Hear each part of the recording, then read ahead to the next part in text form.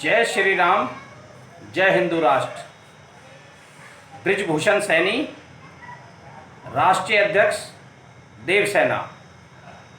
मित्रों, आज का विषय है धर्मनिरपेक्ष राष्ट्र में धार्मिक भेदभाव क्यों। साथियों, कहने को तो हमारा भारत देश एक धर्मनिरपेक्ष राष्ट्र है, जिसका मतलब होता है कि वो किसी भी धर्म को नहीं मानता, या ये कह सकते हैं कि उसके लिए सभी धर्म समान हैं, किसी भी धर्म को विशेष महत्व नहीं है। लेकिन वास्तव में ऐसा नहीं है। भारत में केवल मात्र एक धर्म को पूरी तरह से महत्व दिया गया है, बाकी अन्य धर्मों की पूरी तरह से उपेक्षा की जाए। और इसके कारण आज देश भर में सनातन धर्म, सिख धर्म पूरी तरह से उपेक्षित है। इस देश में इन धर्मों के माध्यम से चलने वाले शिक्षण संस्थाओं के साथ भेदभाव किया गया है। चर्चों के द्वारा चलने वाले स्कूलों को सरकार ने किसी तरह का अनुदान नहीं दिया, हालांकि उन्हें सस्ते रेटों पे जमीन दी गई है। और मुस्लिम धर्म द्वारा चलने वाले मदरसों के लिए सरकार ने करोड़ों रुपए का अनुदान दिया है, और प्रतिवर्ष प्रत्येक मदरसों के लिए सरकार द्वारा बहुत मोटी रकम अनुदान के रूप में दी जाती है। लेकिन हिंदू धर्म के अधीन चलने वाले गुरुकुलों को सरकार का किसी भी तरह का योगदान नहीं है। जिन गुरुकुलों को पहले अनुदान मिला करता था, वो पूर्व की सरकारों ने बंद कर दिया गया।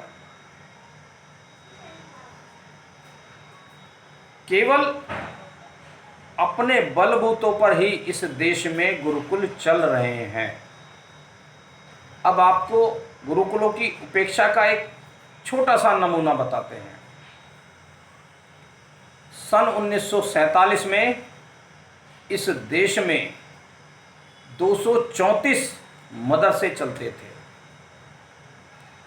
और गुरुकुल 37,475। लेकिन सरकार की उपेक्षा के कारण आज 2020 में गुरुकुल 345 रह गए हैं और मदरसों की संख्या 55,465 तक पहुंच गई है। मित्रों, ये सरकारी उपेक्षा का ही नतीजा है। जबकि धर्मनिरपेक्ष राष्ट्र में किसी एक धर्म को तवज्जो दी नहीं जा सकती। यदि शिक्षण संस्थानों को महत्व देना है तो सभी धर्मों के द्वारा चलने वाले शिक्षण संस्थानों को अनुदान दिया जाना चाहिए। लेकिन ऐसा नहीं है। केवल मुस्लिम धर्म द्वारा चलने वाले मदरसों को ही सरकार अनुदान देती है, बाकी अन्य किसी धर्म के द्वारा चलने वाले शिक्षण संस्थानों को सरकार से किसी तरह का कोई अनुदान नहीं मिलता। यदि सरकार को अनुदान देना ही है तो सभी धर्मों के द्वारा चलने वाले शिक्षण संस्थानों को सरकार अनुदान मुहैया कराए। इस तरह की भेदभावपूर्ण नीति ज़्यादा समय तक चलने वाली नहीं है। अब इस देश में लोग जागरूक हो चुके हैं। उन्हें समझ में आने लगा है कि उन्हें किस तरह से ठगा गया है। आज स्थिति ये है कि गुरुकुल में जो पढ़ने वाले विद्यार्थी हैं उनको बहुत अच्छी नज़रों से नहीं देखा जाता और सरकार की तरफ से उन्हें किसी तरह की कोई सरकारी सुविधाएं, नौकरी या रोजगार के अवसर मुहैया नहीं कराते। जबकि सामाजिक स्तर पे गुरुकुलों में पढ़ने वाले विद्यार्थियों का एक विशेष स्थान होता है।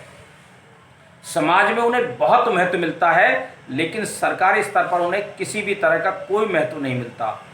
आज देश के विभिन्न बड़े बड़े पदों पर गुरुकुल से पढ़ने वाले विद्यार्थियों ने देश का नाम रोशन किया है। विज्ञान, वाणिज्य, उद्योग, मैथमेटिक्स, बहुत सारे विषयों में गुरुकुल के विद्यार्थियों ने, और यहाँ तक कि आध्यात्मिक क्षेत्र में तो विशेष ही महत्व रहा है। लेकिन इसके बावजूद इन गुरुकुलों की पूरी तरह से उपेक्षा हो रही है और इन गुरुकुलों में पढ़ने वाले विद्यार्थी देशभक्त, चरित्रवान और कर्तव्य बोध रखने वाले नौजवान पीढ़ी पैदा हो रही है। बिल्कुल इसके विपरीत मदरसों में पढ़ने वाले विद्यार्थियों का विज्ञान, मेडिकल, मैथमेटिक्स आदि किसी भी क्षेत्र में कोई विशेष योगदान नजर नहीं आया आज तक। लेकिन फिर भी सरकार ने ये दूरदर्शी नीति अपनाकर इस देश के एक बहुत बड़े वर्ग के साथ कुठाराघात किया है। उसकी शिक्षा का मजाक उड़ाया गया, उपेक्षा की गई है। साथियों, आज देश का एक बहुत बड़ा समाज अपने आप को ठगा सा महसूस करता है, क्योंकि इस समाज के लिए इस धर्मनिरपेक्ष राष्ट्र में किसी भी तरह की सुविधाएं उपलब्ध नहीं कराई गई। अब बताइए, धर्मनिरपेक्ष राष्ट्र के होते हुए कोई भी सरकार दोहरे कानून कैसे बना सकती है? किस तरह से वो दोहरी मानसिकता के जरिए अलग अलग नीतियां अपना सकती है? पूर्व की सरकारों ने मदरसों को अनुदान देना शुरू किया, जो वर्तमान सरकार में भी चल रही है, जो कि बिल्कुल गलत नीतियां हैं। गुरुकुलों को अनुदान देना बंद कर दिया गया था, आज भी बंद है। भाई, यदि सरकार को समान नीति अपनानी चाहिए और सबको एक समान अवसर देना चाहिए, इस देश के प्रत्येक नागरिक को जब तक एक समान अवसर नहीं मिलेंगे, इस देश की दशा और दिशा सुधरने वाली नहीं है। जब कानून सबके लिए एक समान बनाए जाएंगे, एक समान सुविधाएं उपलब्ध कराई जाएंगी, तभी ये देश प्रगति के पथ पर आगे बढ़ पाएगा। आज एक बहुत बड़ा समाज उपेक्षित महसूस कर रहा है। गुरुकुलों में पढ़ने वाले विद्यार्थी अपने को ठगा सा महसूस कर रहे हैं। सरकार की तरफ से उन्हें किसी भी तरह की सहायता राशि प्रदान नहीं की जा रही। इसके कारण आज देश में बड़ी विषम स्थिति उत्पन्न होने लगी है। सनातन समाज के लोग अब जागरूक हो चुके हैं और वो बहुत समय तक इस बात को बर्दाश्त नहीं करेंगे। मेरा वर्तमान सरकार से अनुरोध है, इस नीति को तुरंत बंद किया जाए। यदि अनुदान देना ही है तो सभी धर्मों के द्वारा संचालित स्कूलों को, शिक्षण संस्थानों को अनुदान देना चाहिए, और यदि नहीं देना है तो फिर किसी भी धर्म के द्वारा चलने वाले शिक्षण संस्थानों को अनुदान देना बंद कर देना चाहिए। हालांकि मेरा मानना है कि सरकार सभी धर्मों के शिक्षण संस्थानों को बिना किसी भेदभाव के अनुदान प्रदान करें, जिससे इस देश की युवा पीढ़ी को, आने वाली इस पीढ़ी को बहुत अच्छे संस्कार और शिक्षा मिल सके। और शिक्षा जितनी सस्ती होगी, निःशुल्क होगी, उतनी बेहतर मिल पाएगी। लेकिन आज शिक्षा का व्यवसाय बन गया है। बहुत सारे लोगों को मजबूरन बड़े बड़े स्कूलों में, कॉलेजों में बच्चों को पढ़ाना पड़ रहा है, ये, और जबकि उसमें बहुत अच्छी शिक्षा नहीं मिल पा रही है उन्हें। आज उन स्कूलों में पढ़ने वाले बच्चे अपने माता पिता की उपेक्षा करते हैं। वो माता पिता की सेवा करने में अपने आप को निर्भर नहीं महसूस करते, क्योंकि उन्हें वो शिक्षा ही नहीं है।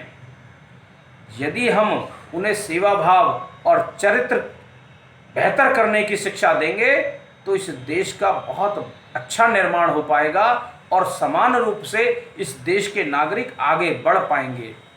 लेकिन इस नीति के कारण आज बहुत बड़ा वर्ग ये सोचने के लिए मजबूर हो गया है कि यदि हमारे हितों के लिए इस सरकार ने कोई कारगर कदम नहीं उठाए तो आने वाले समय में इस देश में एक बहुत बड़ा विद्रोह की स्थिति उत्पन्न हो सकती है। हालांकि इस सहनशील समाज को बहुत समय से ठगा जाता रहा है, लेकिन अब समाज जागरूक होने लगा है और इस विषय पर विद्वानों ने बहुत लंबी बहस भी शुरू करी है कि किसी भी तरह से इस देश में समान रूप से शिक्षा दी जाए, सभी धर्मों को समान समझा जाए और समान रूप से व्यवहार किया जाए और समान सुविधाएं उपलब्ध कराई जाए। किसी भी धर्म की उपेक्षा करना इस देश के हित में नहीं है और इस देश के नागरिकों का ये कर्तव्य है और ये उनकी ज़रूरत भी है, उनका अधिकार भी है कि उन्हें समान रूप से सारी सुविधाएं मिलें। किसी भी धर्म की, किसी भी समाज की, किसी भी व्यक्ति की उपेक्षा करना उचित नहीं है। तो मैं इस सरकार से आग्रह करता हूं कि सभी धर्मों के द्वारा संचालित विद्यालयों को अनुदान प्रदान करें, जिससे इस युवा पीढ़ी को, इस आने वाली पीढ़ी को बहुत अच्छी शिक्षा दी जा सके। मित्रों, आपका बहुत बहुत धन्यवाद। जय हिंद, जय भारत, जय हिंदू राष्ट्र।